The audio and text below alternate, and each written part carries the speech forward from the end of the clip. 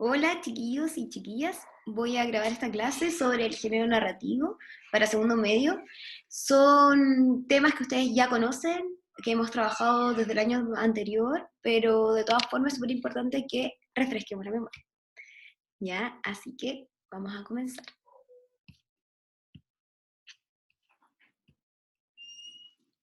Ya, género narrativo, segundo medio, ¿qué vamos a hacer? Recordar y reconocer los elementos del género narrativo.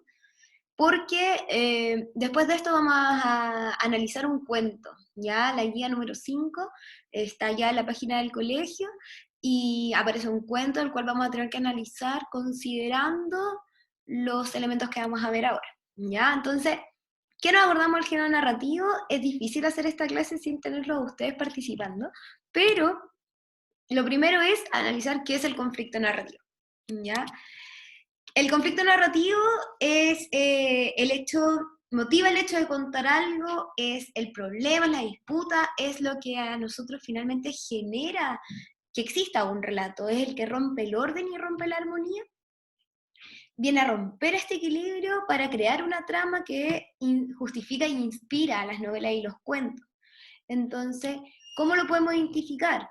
Tenemos que fijar qué acciones, qué problemas hay que cambian la historia, cuáles son las reacciones de los personajes, que son súper importantes en ese sentido, qué relación hay entre el nudo y las distintas acciones principales del relato, lo que va pasando, y cómo se va resolviendo esto. Tenemos que tener esta claridad. En un cuento, como sabemos, está el inicio, el desarrollo, el desenlace, y los personajes se van presentando, luego generan acciones, hay un conflicto, que es lo que nosotros tenemos que identificar, y finalmente esto se soluciona, puede ser de manera positiva, negativa, o simplemente como avanzar o decaer. La semana pasada trabajamos con este cortometraje, Historia de un oso. ¿Cuál sería el conflicto narrativo en este? Es exactamente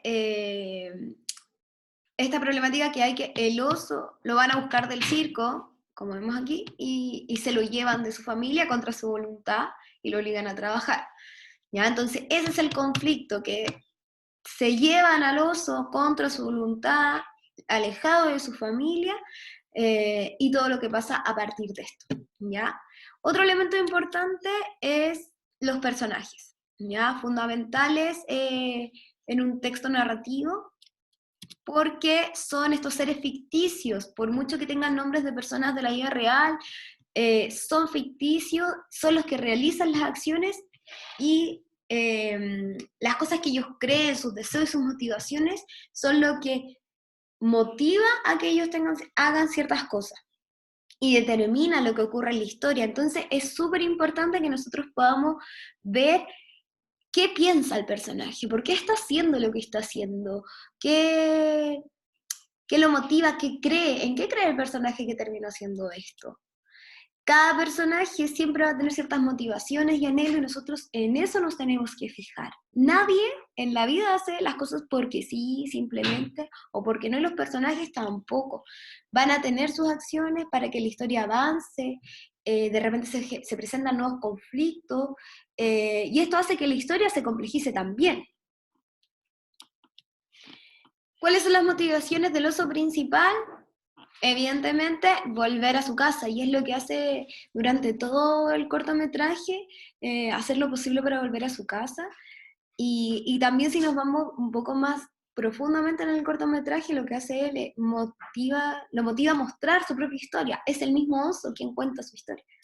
Y lo vamos a ver un poco más adelante. ¿Quién cuenta la historia?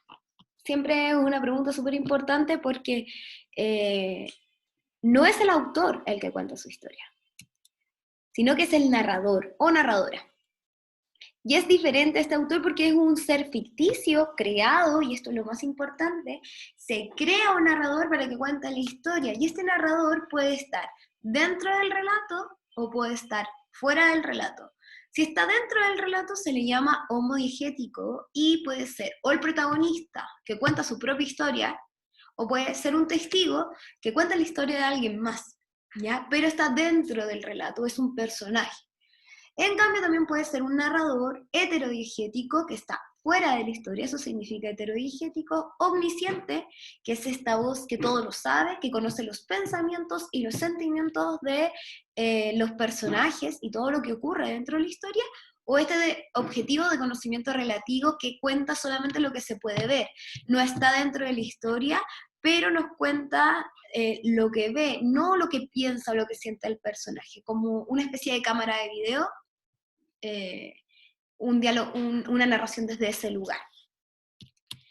¿Qué más? ¿Dónde pasa la historia? Otro elemento fundamental, no que ocurra en Santiago de Chile hoy, 2020, en plena pandemia, va a ser diferente de que ocurra en China en el 1900. Siempre va a marcar una diferencia. Entonces vamos a hablar del espacio narrativo, que es este lugar físico, pero no solamente el físico, también las condiciones en donde se desarrolla la acción, donde se mueven los personajes, donde estos están. Y vamos a ver que el lugar físico es el que siempre no es más fácil de repente de descubrir. ¿Dónde está pasando físicamente el lugar o lugares determinados? La casa, la plaza, el colegio, ¿dónde están pasando las cosas? Pero también hay un espacio psicológico, este ambiente emocional, espiritual, ¿dónde están los personajes? ¿Cómo se sienten? No va a ser el mismo espacio si yo estoy en un funeral o si estoy en un cumpleaños, ¿cierto? La sensación, por mucho que ambos sean en una casa, van a ser diferentes. Y el espacio social tiene que ver con este entorno cultural, histórico, económico, social, donde pasan los acontecimientos, lo que les mencionaba antes.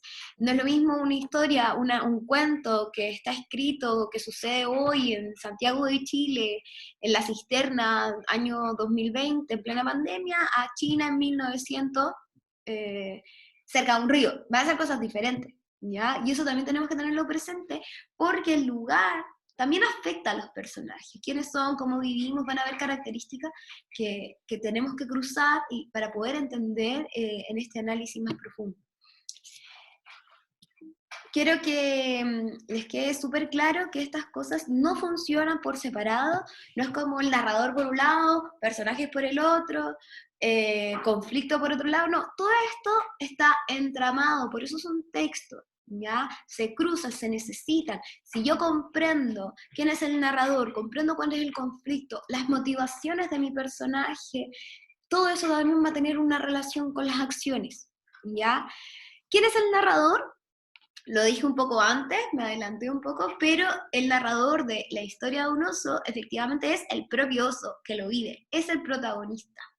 ¿Ya? Él cuenta su propia historia, que es muy triste porque finalmente no se encuentra con su familia al volver a su casa.